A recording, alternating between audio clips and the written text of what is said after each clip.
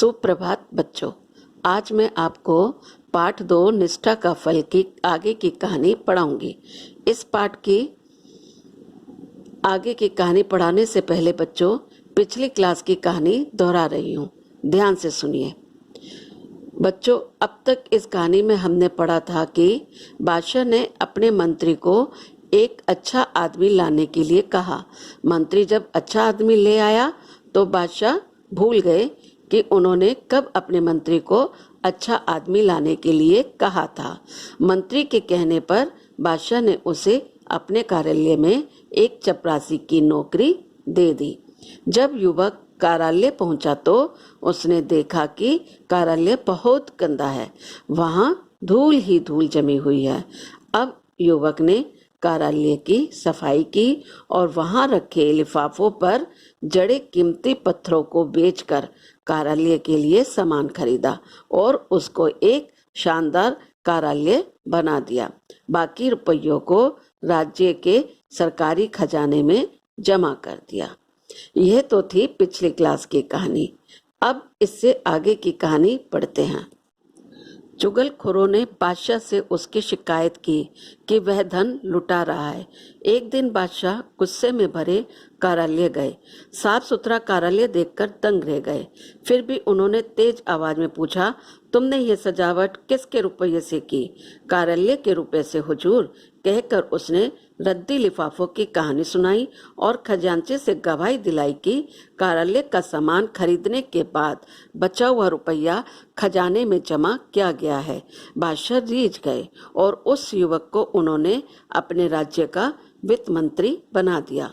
दूसरे मंत्री इससे परेशान हुए क्योंकि ना वह बेईमानी करता था ना करने देता था।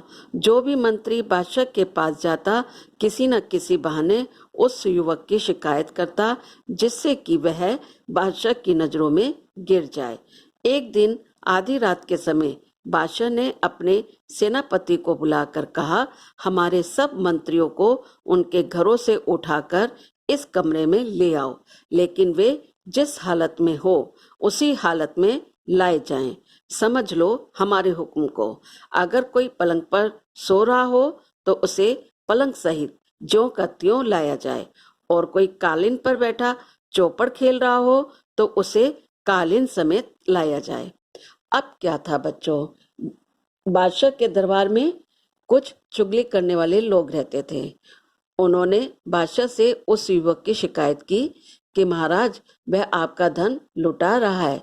यह सुनकर बादशाह गुस्से में भरकर कार्यालय पहुंच गए और पूछा कि तुमने यह कार्यालय की सजावट किसके रुपयों से की? युवक ने जवाब दिया, महाराज, कार्यालय के रुपयों से।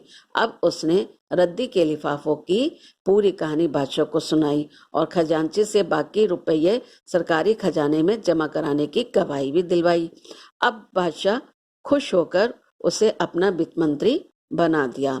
वित्त मंत्री का मतलब है बच्चों, राज्य में जितना भी धन आता है या खर्च होता है उसका ध्यान रखने वाला व्यक्ति। अब क्या था बच्चों, बाकी मंत्री इस बात से दुखी हो गए और उन्होंने उसको बादशाह की नजरों में गिराने के लिए उसकी शिकायतें करनी शुरू कर दी। अब एक दिन बादशाह ने आधी रात को अपने सेनापति को बुलाकर हुक्म दिया कि जाओ, सभी मंत्रियों को जिस हालत में वे अपने घरों में बैठे हैं उसी हालत में उठाकर हमारे पास लेकर आओ। अगर कोई पलंग पर सो रहा है तो उसे पलंग सहित उठाकर लाओ। यदि कोई कालीन पर बैठकर चौपड़ खेल रहा है तो उसे कालीन सहित उठाकर लाओ। अब आगे की कहानी पढ़ते हैं बच्चों। कुछ ही समय में सभी मंत्री बादशाह के बड़े कमरे में आ गए। 8 में से 7 मंत्री नशे में थे। उनमें से कुछ जुआ भी खेल रहे थे। वित्त मंत्री एक चौकी पर बैठे दिए की रोशनी में कोई कागज देख रहे थे। सभी मंत्री बहुत लज्जित हुए। तब बादशाह ने वित्त मंत्री से पूछा, जनाब, आधी रात के समय किस कागज में उलझे हुए थे?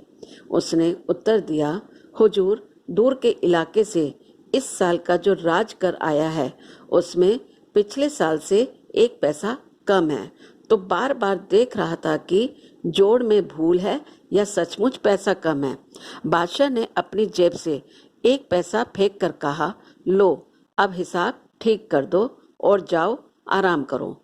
वित्त मंत्री ने नम्रता के साथ पैसा वापस करते हुए कहा, हुजूर, पैसा तो मैं भी डाल सकता था, पर यदि पैसा कम है और उसके लिए पूछताछ न हुई तो इससे अफसरों में ढील और बेईमानी पैदा होगी।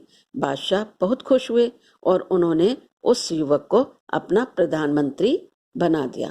अर्थात बच्चों, यहाँ बताया है कि कुछ ही समय में सभी मंत्री बादशाह के बड़े कमरे में आ गए। अब उनमें से कोई मंत्री नशे में था तो कोई जुआ खेल रहा था, लेकिन वित्त मंत्री कोई कागज देख रहे थे। तब बादशाह ने उनसे पूछा कि तुम इस कागज में क्या देख रहे हो? तब वित्त मंत्री ने उत्तर दिया कि हुजूर, इस साल का जो कर यानी टैक्स आया है उसमें 1 पैसा कम है, मैं उसी का हिसाब लगा रहा हूँ। तब बादशाह ने उसे 1 पैसा देकर कहा कि लो, इसे हिसाब में जोड़ दो और जाकर आराम से सो जाओ। लेकिन वित्त मंत्री ने कहा कि हुजूर, 1 पैसा तो मैं भी डाल सकता था, पर यदि पैसा कम है और उसकी पूछताछ नहीं की गई तो अफसरों को ढील मिल जाएगी और उनमें बेईमानी आ जाएगी।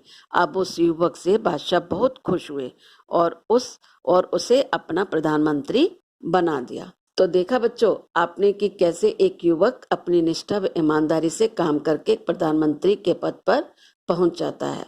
तो यह थी बच्चों हमारी पाठ 2 निष्ठा के फल की कहानी।